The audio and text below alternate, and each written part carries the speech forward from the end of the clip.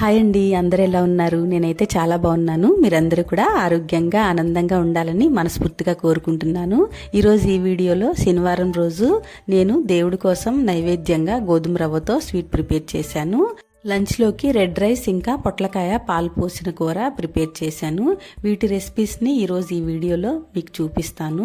ఈ వీడియో కనుక మీకు నచ్చితే తప్పకుండా లైక్ చేయండి, మన ఛానల్కి సబ్స్క్రైబ్ చేసి సపోర్ట్ చేయండి. ఇంకా వీడియోలోకి వెళ్ళిపోదాము. రెడ్ రైస్ని ఉదయాన్నే నేను నానబెట్టాను అనమాట. ఈ రెడ్ రైస్ ఎంత బాగా నానితే అంత బాగా అన్నం ఉడికిద్ది. అందుకనే ఒక మినిమం 4 గంటలు నానబెట్టుకుంటే రైస్ పర్ఫెక్ట్గా ఉంటుంది అనమాట. నేను ఈరోజు అయితే కుక్కర్లో కుక్ చేద్దాం అనుకుంటున్నాను. అసలు ఎలా ఉడుకుతుందో చూద్దామని కుక్కర్లో వండుతున్నాను. మామూలుగా రెగ్యులర్గా అయితే విడిగానే వండుతానమాట. ఇంకా వాటిని 2-3 సార్లు నీట్గా కడిగేసి 1కి 3 కుక్కర్లో వండినా సరే 3 గ్లాసులు నీళ్లు పోసాను. ఇంకా కుక్కర్ని పక్కన పెట్టేసి పొట్లకాయలు కట్ చేసుకుంటున్నాను. ఈ పొట్లకాయలు చాలా లేతగా ఉన్నాయి. పాలు పోసి పొట్లకాయ కూర వండితే టేస్ట్ చాలా బాగుంటుందండి. బీరకాయ, పొట్లకాయ ఇలాంటివి పాలు పోసి వండుకుంటే కమ్మగా ఉంటాయి కదా. ఇంకా కుక్కర్ ఒక స్టవ్ మీద పెట్టేసి ఈరోజు శనివారం కదా, దేవుడికి నైవేద్యం చేద్దామని చెప్పి ఇంట్లో గోధుమ రవ్వ ఉంది, దాంతో ఇంకా స్వీట్ ప్రిపేర్ చేద్దామని చెప్పి గోధుమ రవ్వ ఇంకా బాదం పప్పు కూడా తీసుకుని బాదం పప్పుని కట్ చేసుకున్నాను. ఒక ప్యాన్ పెట్టేసి 2 టేబుల్ స్పూన్ల ఆయిల్ వేసేసి బాదం పప్పుని సన్నగా కట్ చేసుకుని ఫ్రై చేసుకుని తీసి పక్కన పెట్టుకోవాలి. గోధుమ రవ్వతో ఉప్మా ప్రిపేర్ చేస్తానంటే మా ఇంట్లో వద్దంటున్నారండి. అందుకనే ఇంకా స్వీట్ ప్రిపేర్ చేద్దామని డిసైడ్ అయిపోయాను. కిస్మిస్ కూడా ఫ్రై చేసుకున్న తర్వాత 1 కప్పు గోధుమ రవ్వ తీసుకున్నాను. ఈ గోధుమ రవ్వ కాస్త లావుగా ఉందన్నమాట. అందుకనే ఒకసారి మిక్సీలో పల్సిచ్చేస్తే ఇలా సన్నగా గ్రైండ్ చేసేసుకుని దాన్ని ఈ నెయ్యి ఉంటుంది కదా, దానిలో మంచిగా ఫ్రై చేసుకోవాలి. బాగా మంచి వాసన వచ్చే వరకు ఫ్రై చేసుకోవాలి. ఇలా బాగా ఫ్రై అయిన తర్వాత 1 కప్పుకి 3.5 కప్పుల వరకు వాటర్ అవసరం ఉంటాయండి. అందుకనే నేను ఇప్పుడు ఒక 2.5 కప్పులు వాటర్ యాడ్ చేసుకుంటున్నాను.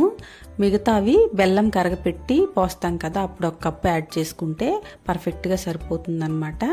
ఇప్పుడు వాటర్ పోసాను కదా, అది కుక్ అవుతూ ఉంటుంది. మధ్య మధ్యలో మిక్స్ చేసుకుంటూ ఉండాలి, లేకపోతే అడుగు పట్టేస్తుంది. దాన్ని ఇంకొక స్టవ్ మీదకి షిఫ్ట్ చేసేసుకుంటున్నాను. రైస్ అయితే కుక్ అయిపోయింది. ఇంకా అది కుక్ అయ్యేలోపు మరొక పొయ్యి మీద పొట్లకాయ కూర ప్రిపేర్ చేసేద్దామని ఇంకొక బాండి పెట్టేసుకుని పోపు పెట్టేసుకుని కట్ చేసుకున్న ఉల్లిపాయ, పచ్చిమిరపకాయ, కరివేపాకు అన్నీ వేసేసుకుని ఫ్రై అయిన తర్వాత మనం కట్ చేసి పెట్టుకున్న ఈ పొట్లకాయ ముక్కలు ఉన్నాయి కదా, అవి వేసేసి కాస్త ఉప్పు, పసుపు వేసేసి ఒకసారి మిక్స్ చేసేసుకుని మూత పెట్టేసుకుంటే అవి చక్కగా స్లో ఫ్లేమ్లో మగ్గిపోతాయి అన్నమాట. ఇలా ఒకదాని తర్వాత ఒకటి చేసేసుకుంటే మనకి ఇంట్లో పనులు కూడా అయిపోతాయి కదా. ఈరోజు శనివారం కదండి, అన్నీ ప్రిపేర్ చేసుకునేటప్పటికి నాకు లేట్ అయిపోయింది. అందుకనే ముందు దేవుడి దగ్గర దీపం పెట్టేసుకుని తర్వాత నైవేద్యం ప్రిపేర్ చేస్తున్నాను అనమాట. ఇదిగోండి, బెల్లం 1 కప్పు తీసుకుని ఇంకా గిన్నెలో 1 కప్పు వాటర్ వేసేసుకుని మెల్ట్ చేసేసుకుని చూడండి, గోధుమ రవ్వ ఆల్మోస్ట్ 80% వరకు కుక్ అయింది. దానిలోకి మనం మెల్ట్ చేసుకున్న బెల్లంని స్ట్రెయిన్ చేసేసుకుని మిక్స్ చేసుకుని కాస్త అడుగు పట్టకుండా కలుపుకుంటూ ఉండాలి. కిచెన్లో ఉండగానే ఫ్లిప్కార్ట్ డెలివరీ ఒకటి వచ్చిందండి. డ్రై ఫ్రూట్స్ కోసం అని చెప్పి మల్టీ ర్యాక్ కంటైనర్ పెట్టాను. నేను చిన్న చిన్నవి ఆర్డర్ పెట్టుకుంటానండి. అవి మా వారు ఉన్నప్పుడే డెలివరీ అవుతాయి. కొంచెం లేట్గా అయినా సరే మా వారేమో ఏంటి చెత్త అని అడుగుతున్నారనమాట. ప్లాస్టిక్, అల్యూమినియం తీసేయమంటే నువ్వు మళ్ళీ కొత్త ప్లాస్టిక్ ఐటమ్స్ పెడుతున్నావా అని అంటున్నారు. కానీ ఇవైతే డ్రై ఫ్రూట్స్ నానబెట్టుకోవడానికి నాకు ఇబ్బందిగా ఉందని చెప్పి ఒక్కొక్క గ్లాస్ జార్ అది తీయటానికి నేను ఇది ఆర్డర్ పెట్టుకున్నాను. నాకైతే బాగా నచ్చినాయండి. ఈలోపు పొట్లకాయ ముక్కలు మగ్గిపోయినాయి. ఇంకా సాల్ట్ చెక్ చేసుకుని దానిలోకి సరిపడినంత కారం వేసేసి అది వేగిన తర్వాత కొన్ని పాలు వేసి మరీ ఎక్కువ కలపకుండా మూత పెట్టేసుకోవాలి. ఈ స్వీట్ కూడా దగ్గరికి వచ్చేసిందండి. దానిలోకి కొంచెం ఇంకా నెయ్యి యాడ్ చేసుకుంటూ ఉండాలి. 1 టేబుల్ స్పూన్ వరకు నెయ్యి యాడ్ చేశాను. ఈ స్వీట్ మొత్తానికి 1/4 కప్పు వరకు నెయ్యి పడుతుంది. ఇలా యాడ్ చేసుకుంటూ మిక్స్ చేసుకుంటూ ఉంటే అది కాస్త అడుగంటుతుంది. అలా అడుగంటితేనే టేస్ట్ బాగుంటుంది అనమాట.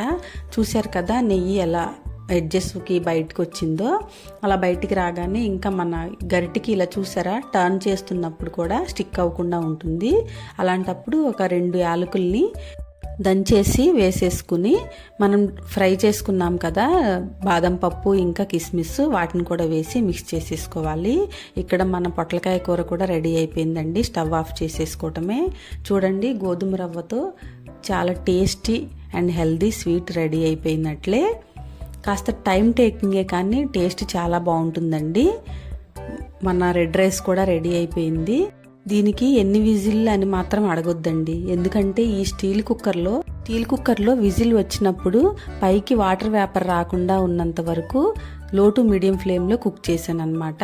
చేసిన స్వీట్ని దేవుడికి నైవేద్యంగా పెట్టేశాను. ఇవండి సింపుల్గా శనివారం రోజు నేను చేసుకున్న వంటలు.